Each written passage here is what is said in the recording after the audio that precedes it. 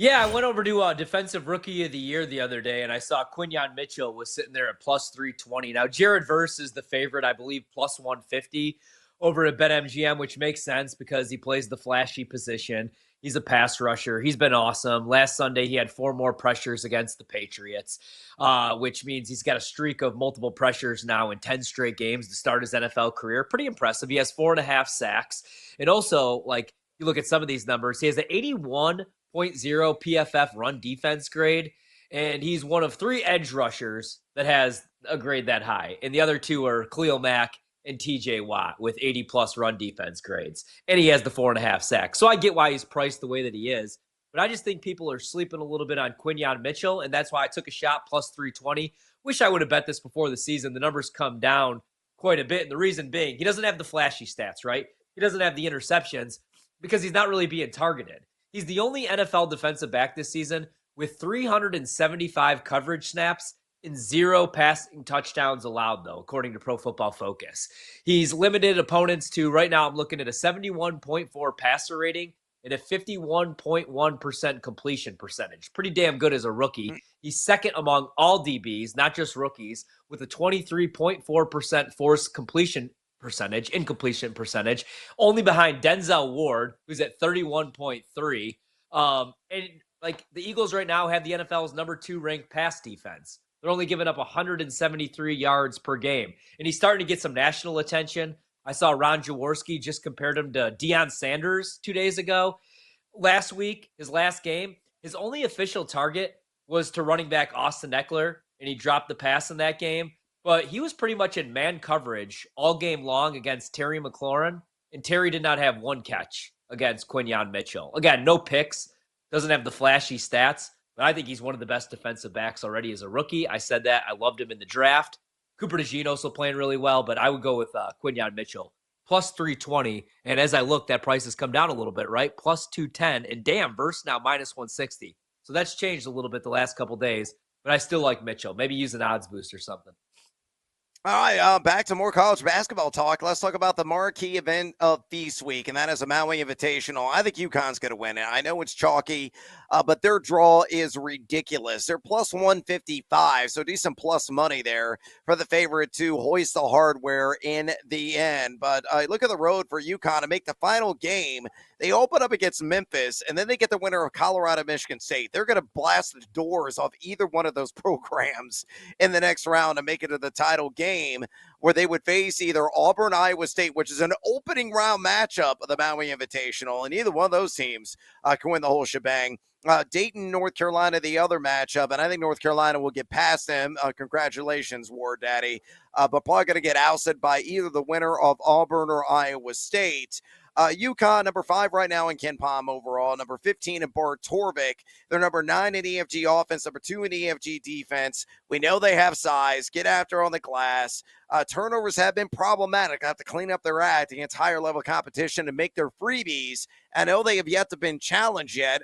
East Texas A&M didn't exactly present a formidable opponent in the game last night, but I think UConn will make the final game, and they have the horses to get over the top. And Danny Hurley's a madman. So give me UConn to win the Maui Invitational at plus 155. Horvat, more futures. What do you got? Yeah, I mean, we're going to talk so much college basketball that we got to do a little NBA. And you know what? It's not a great price. It's plus 230 right now, I believe, plus 235. Give me the Boston Celtics to win the NBA Finals, right? Who's going to challenge the Celtics? We saw it last night. Cleveland played them tough in the fourth quarter, that is. They made a little bit of a run, so we didn't get to cash the Celtics minus 5.5, unfortunately. But they just have too much depth, man. They have Jason Tatum. I think this Celtics team this season is on a mission, and I think they're better than last year's team. They're going to get Porzingis back, and it isn't even just like Jason Tatum, Jaylen Brown. Like Brad Stevens is the best general manager in basketball, the best front office man because of what he did, like other than just through the draft. I mean, going out, getting Drew Holiday, the best lockdown perimeter defender in the league, is why they won a championship. Derek White, one of the more underrated players. They just have so much depth, man. They kill you with that second unit.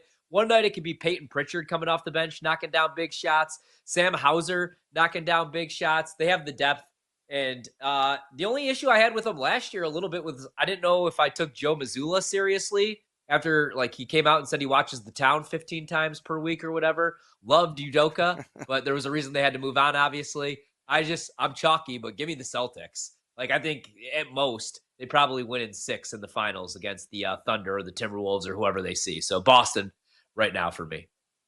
All right, I'm going to go to more Feast Week action on a handicap another tournament. Give me Gonzaga to win the battle for Atlantis. Again, the favorite in that one at plus 125, but they're the best team in this tournament. And another outstanding field overall. But you look at Gonzaga, number 2 in Kimpom, number 3 in Bart Torvik. They're number 35 overall nationally in EFG offense, netting 59.5% from inside the arc, 37.1% outside of it.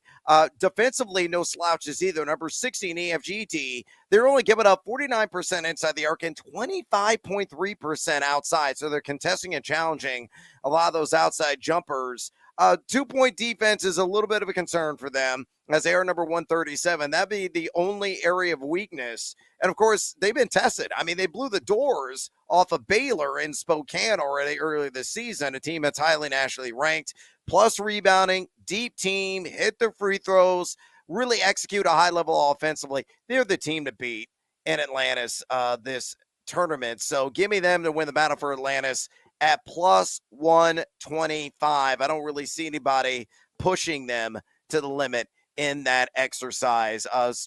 Team getting pushed to the limit right now, Illinois, 36-21, 7:41 to go in this first half. Horvat, Alabama on a 13-2 run in the last 4 minutes and 29 seconds. Illinois just one of their last 12 from the field, down to 34.8% for the game. They're 1 of 8 for 3. They continue to not hit the broadside of the barn. They may lose this thing by 30, and that is not an exaggeration, folks. So we'll see if Illinois actually wakes up from their early slumber in this game in Birmingham. Let's get another flash forward to the future bet on the board. You're going to go with the team that you know and love. Who is it? And that's why I snuck that one in with Peter Burns earlier. He said the same thing. Notre Dame might be for real, right? And I mean, you think Notre Dame and you think like the Manti Te'o year where they get blown out by Eddie Lacy in Alabama. You think about a big game against Clemson and they just never show up. But this is a different era of Notre Dame football. Brian Kelly's gone, that choke artist. And I'm looking at Pro Football Focus right now.